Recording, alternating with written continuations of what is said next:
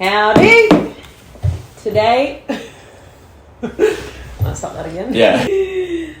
Good afternoon and welcome to episode 2 of Cappy Hour. Today I have Jalan, also known as Clash Studio, on the potty, and we are sipping a cup of my favourite tea. Jel, you want to say hello? Hello camera, hello books, hello makeshift tripod and beautiful lighting setup. Yeehaw, someone's got to do Hello it. tea. So Jel is a photographer, videographer, and plenty, among other things, basically, really. He's also my brother, which is cool. But we're both in the same game, so I thought I'd get Jel in and ask him a couple of questions about how he got here. One of my biggest inspirations in the game, and just somebody I can ask all the questions to as well. But yeah, I just thought I'd start by asking you how you got in the game, when did it begin, and yeah, start with that. Alright, let's roll. Thank you. Yeah, so basically this is funny because we talk like this every single day. You start taking the piss after like 2 minutes. No, it's fun. We talk like this every single day, but as soon as you put all this in, strangest thing in the world, but it's great. This is a really good thing to be doing. For sure. How did it start? So throughout school, I always knew that I wanted to express myself somehow, and that I enjoyed art and I enjoyed that process of creation. But I felt like I was really bad at everything, really, really bad. So I did art class, and I was just kind of creating works that I didn't think were very interesting. I did photography, basically near failed it. And then when I left school, I tried to kind of figure out the direction that I wanted to go in. Yeah. That obviously led to university and doing 2 semesters of what felt like wasting my time, essentially. I knew that I was interested in doing something with cameras. Yeah. But I had to kind of branch further. Yeah. So anyway, I bought a camera to shoot surfing, essentially. So I started shooting the surfing, and I was obsessed with it. I was shooting everything. I remember I used to shoot you all the time, like drinking tea, things like that. I'd shoot Dad, I'd shoot the dog. I would start making little clips in and around the place. And I think that the editing side of things started when I was much younger. I used to be obsessed with doing PowerPoint presentations at primary school. And I was always thinking about that. Where did it stem from, that enjoyment of editing and putting something together? And I think it's from PowerPoint. Fair, it's fun. It was really fun putting all that stuff together.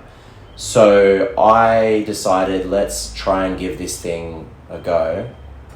And what year was that? That would have been probably 2011, 2012. Yeah. So about 11 years ago now. 19 aroundabouts. Yeah, I mean, I've lost track of what age I am, but it's around there. It's around that point, about 19. Nice. So I start shooting, and then we start a series that was called Comfortably Dumb, that you start in as well, and that a lot of my friends start in. We were larrikins, and everyone was fucking up and doing stupid shit that you do when you're a teenager. I had a lot of friends that were younger than I was. And that's where the editing side of things worked its way in. Nice. And then eventually I had to make a decision. Do I want to keep doing sort of dumb skits of my friends shitting out of trees and jumping off bridges and running around in the nude, or do I want to pursue something professionally? Yeah. And that's when, reluctantly and to the dismay of a lot of people, I stopped the Comfortably Dumb series that a lot of people really love that series, and I stopped it to pursue the videography stuff. Yeah. I can't be helpful.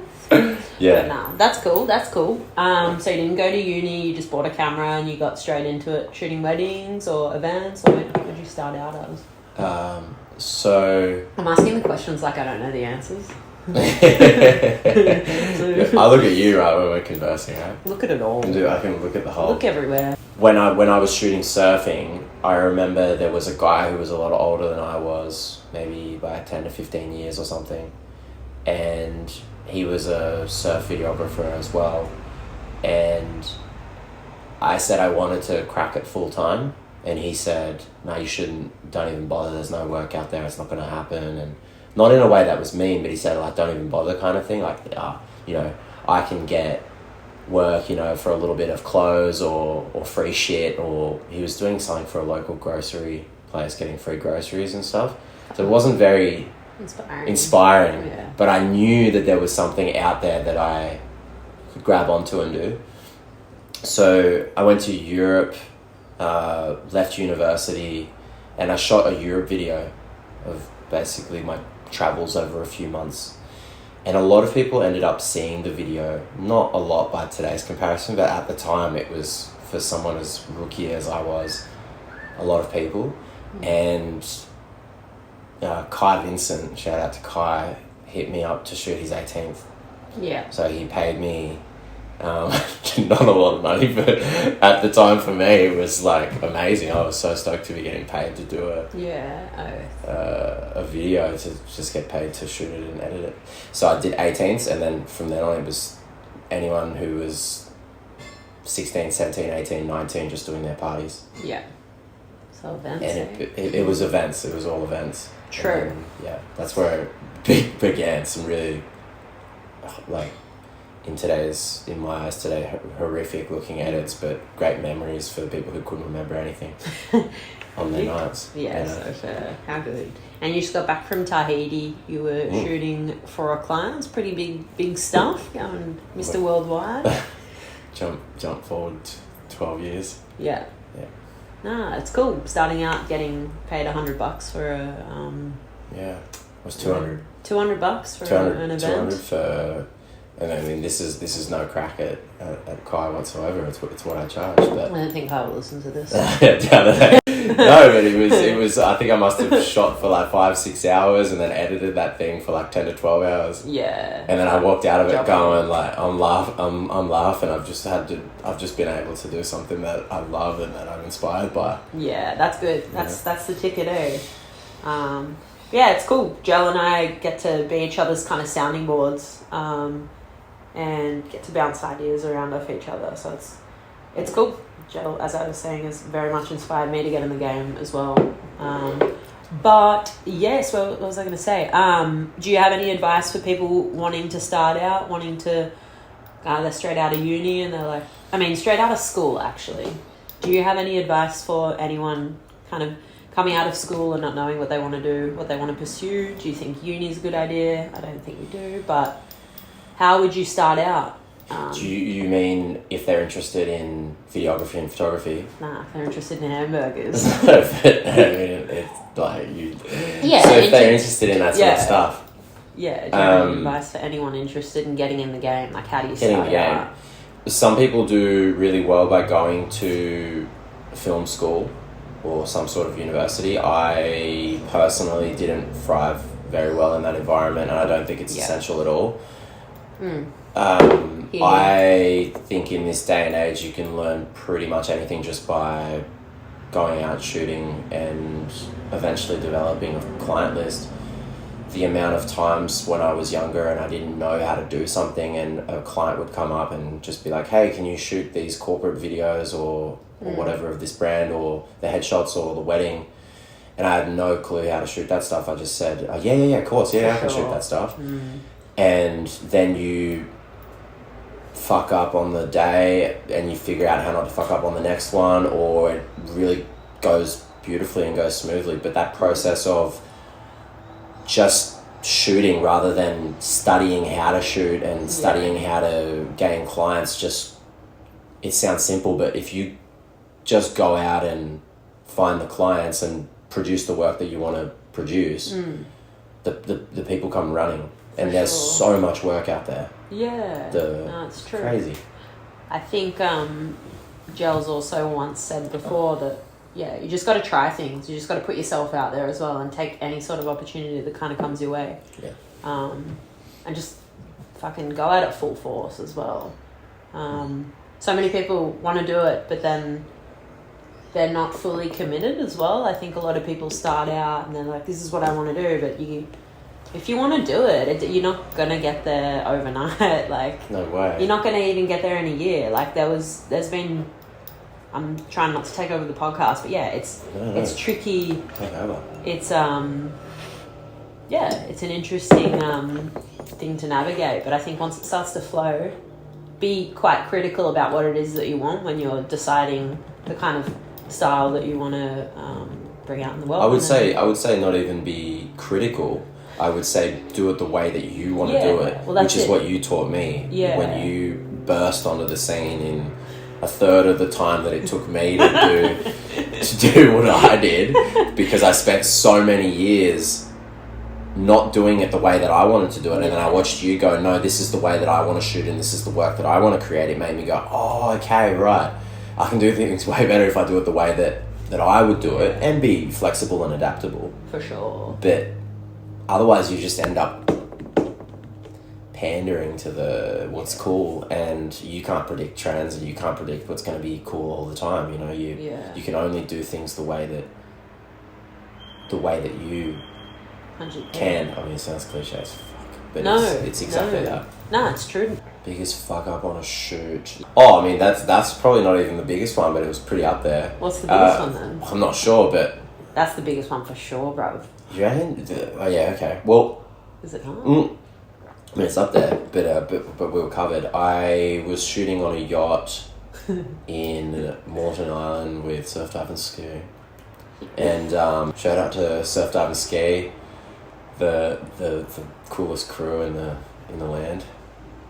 You can cut that out. I was shooting on a yacht over on Moreton Island, and I jumped in the water to shoot underwater for a little bit, and then I wanted to shoot above water just with the land cam, and I didn't think it was a good idea to dry my hands and dry my hair, and I ended up dripping water into the top of the camera, and I looked down, I was like, something's not working, and I smelled there was a metal kind of smell, and then I saw smoke coming out of the top of the camera and smoke coming out of the SD card slots, so I pulled the SD cards and then realised I'd completely fried the top of the camera because I didn't dry my hair. And then thankfully we used the B cam and shot the rest of it pretty well. That was not the best camera I've ever used, but we still made it through. It's currently the camera we're shooting on, and I mean, we just, a few years prior I might not have had a B cam, and I would have just been like, oh, sorry guys, not right here, I'm on 100p. That's gnarly, as they say in Byron Bay. Gnarly law. Prepare to fail. Yeah, ain't that the truth? Swaggy P. Alright, let me think of something else. You didn't write him out? No, I just wanted to have a combo. I was going to write him out, but last week when we wrote him out, it looked stupid when I was getting the book. So I thought it was just like the most interesting combo. No, this is great. This is good. Shut the fuck up! Alright, what do we got? And you've been focusing a lot more actually, on creative projects. You've been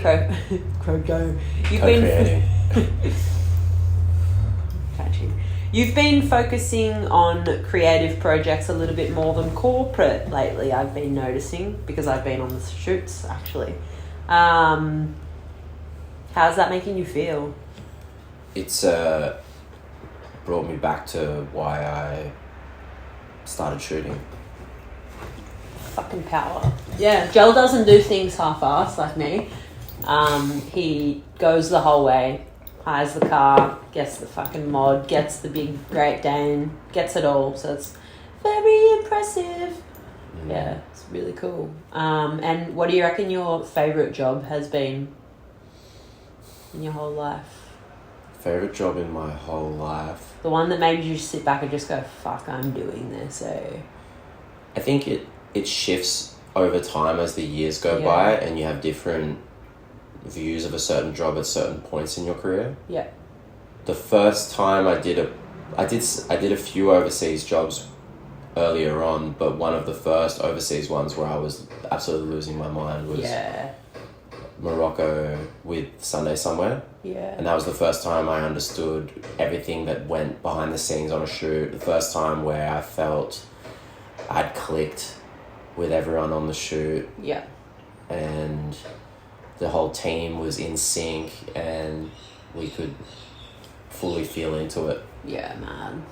and the fact that I was being paid and for me to fly over from Oz to Morocco to shoot this stuff is like is wild.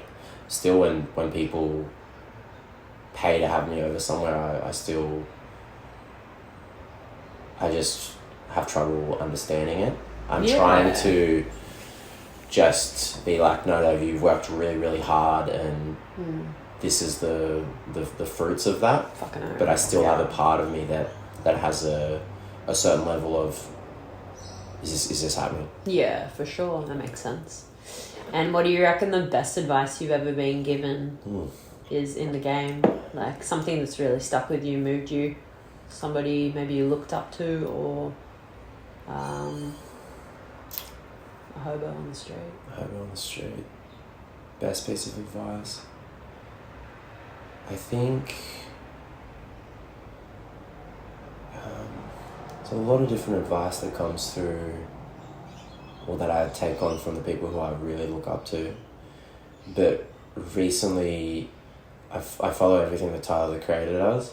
Yeah, he obviously didn't slap it up with me and tell it to me one-on-one. Wow.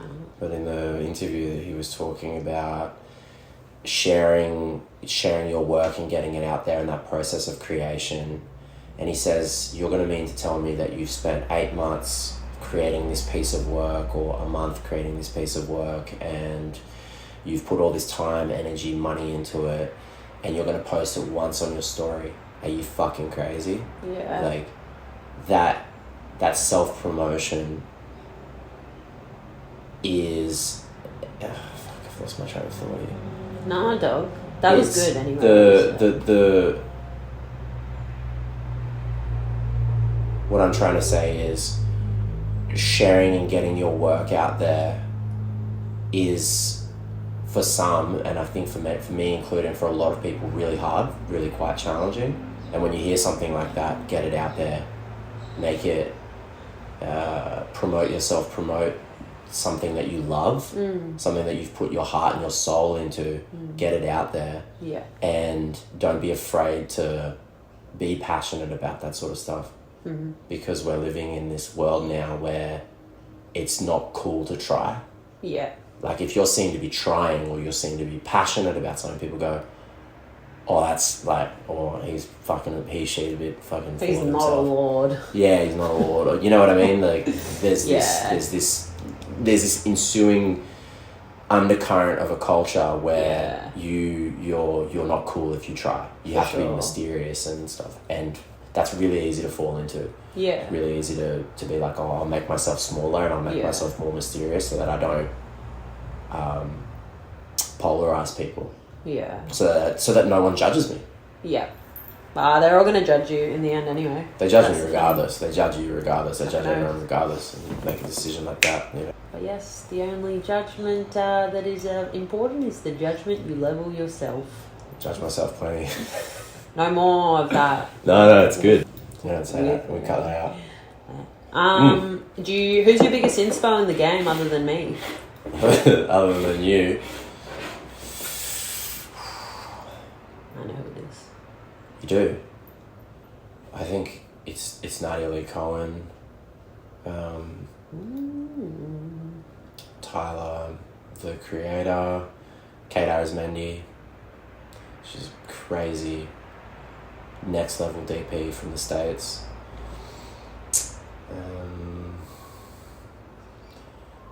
And then obviously any of the big filmmakers, but I really particularly like that crew because they've forged their way. Yeah. And I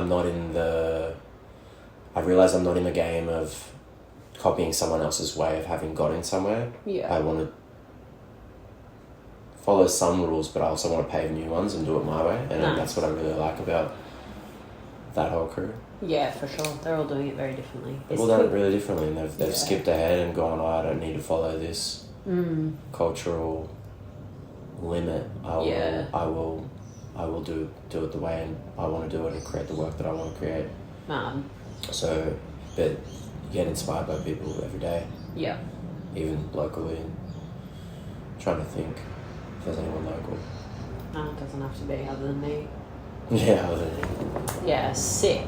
And can you give the peeps a tip on what you do when you're feeling a bit uninspired? Do you step off the computer? Do you push harder? Or what's your vibe? Do you think a break brings about more creative energy? Generally speaking, if you're feeling overwhelmed, it's not a good idea to just keep forcing it, keep going. So taking that break and not judging yourself by saying, oh, I'm not being productive, or it's not working, or I'm not creative.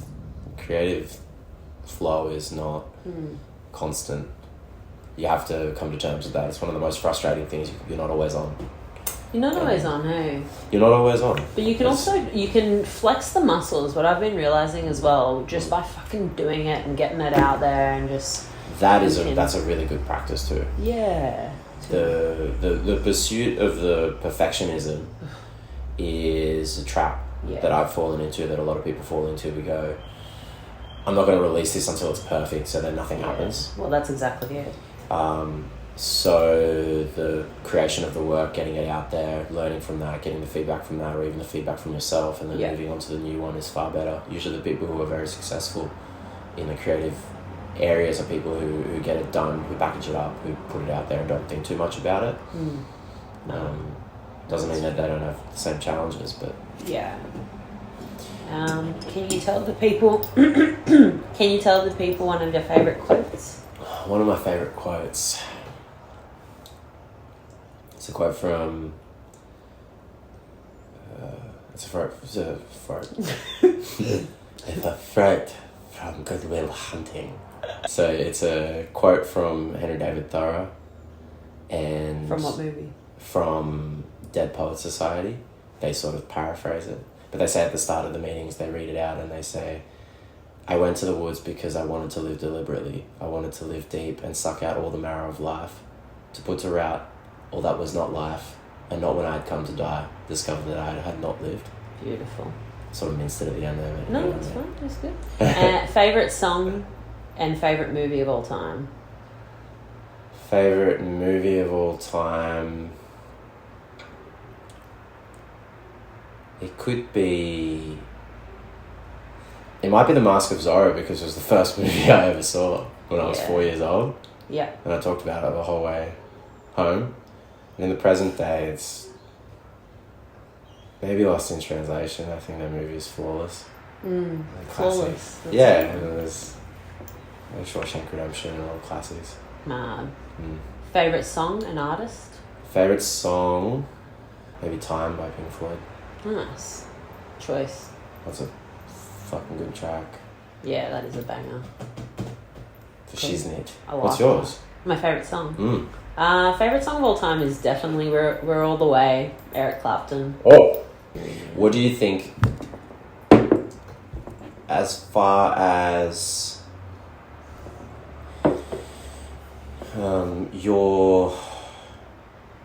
your process, how have you refined your process as someone, knowing you very well, as someone who kind of goes at things like full bore with less organisation per se, or less preempting and planning than some other people? How